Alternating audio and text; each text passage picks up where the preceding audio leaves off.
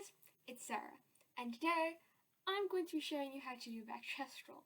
Now, in case any of you do not know what that is, I'm going to demonstrate it.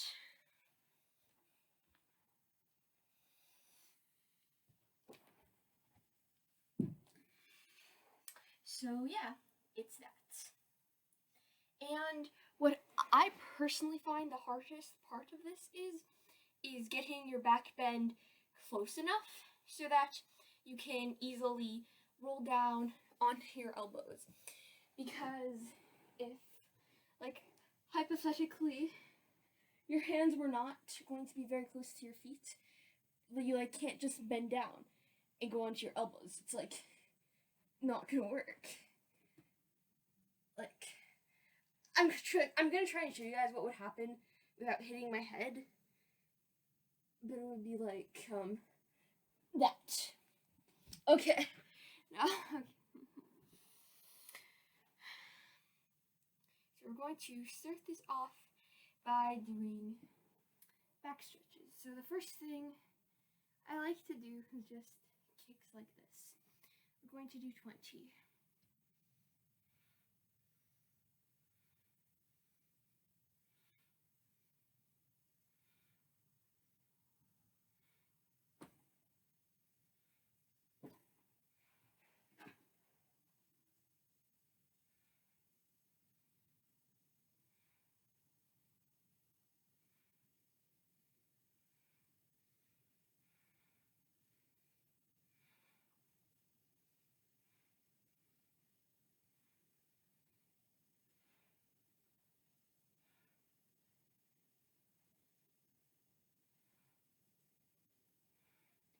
Okay, and then we're going to be doing 20 of something very similar, but instead of putting your leg all the way down, you put it in this position.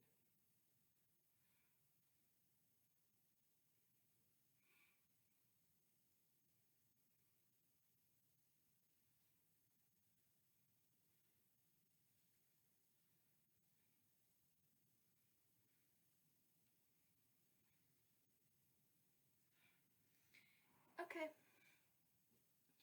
And now for the other side.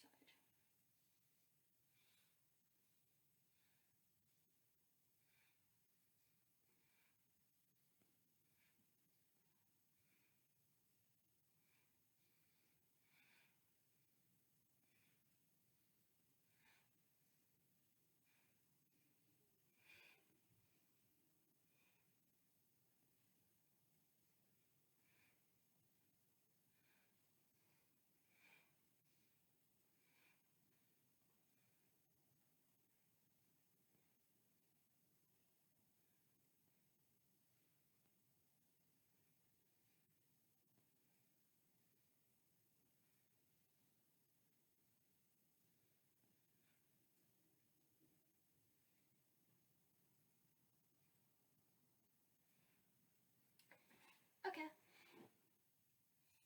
And now we're just going to do a chest roll and try and hold it.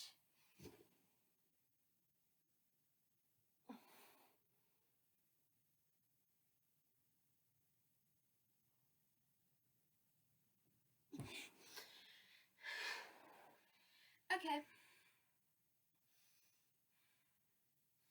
And then after that, I will go into more steps for how to do the chest roll.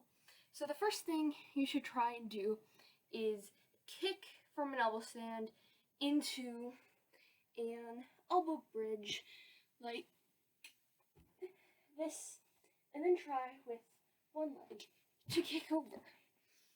Being able to do that is crucial to being able to do a back chest roll, because you need to roll over in the back chest roll, and kicking off with one leg is a lot easier than with both your legs, so it is good to be able to do that. And oh yeah, also just one thing I thought I would mention, doing kickovers and stuff on your elbows or forearms, I guess, is much easier than on your hands, and doing a back chest roll is a lot easier than just a normal back lumber. And yeah. So then after you've mastered doing it with one leg, you can probably guess what the next step is, which is to try and kick over with both your legs.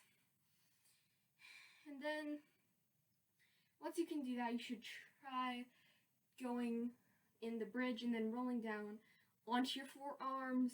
And this may be scary for you. I know at first it was scary for me, but I don't really have any tips. Just try to remind yourself that you're really not going to fall very far, and it's not that scary.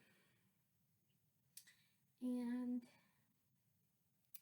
if you're having problems with back bend, I have a tutorial for that, and also if you would just like some other back stretches, because that's just kind of a warm-up back stretching routine I like to do a lot before I try a lot of skills. But if you are actually struggling with getting enough back flexibility, some other stretches you can do include seal stretch, but your arms are on a wall.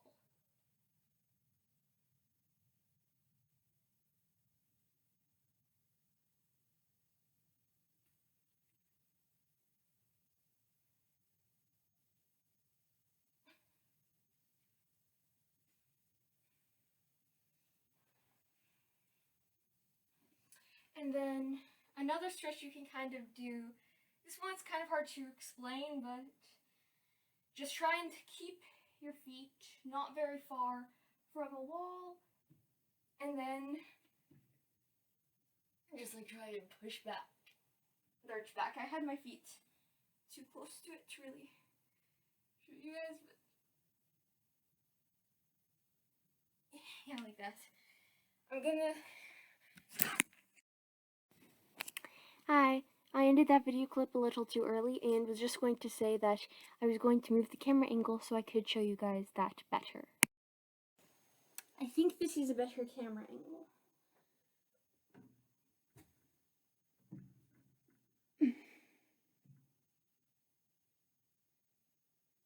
Yeah, I think you can see what I'm doing here. Other things that are important include working on your back strength and stretching your back forward like this, because it will help your spine not hurt. And if your spine hurts, then you cannot roll back very far. So for working on back strength, I like to just do some rising swans like that, and then also try to hold the position in a rising swan like that. My back is not incredibly strong, so I can't hold it for very long. And then for leaning forward, I don't do anything fancy. I just like to roll down like this.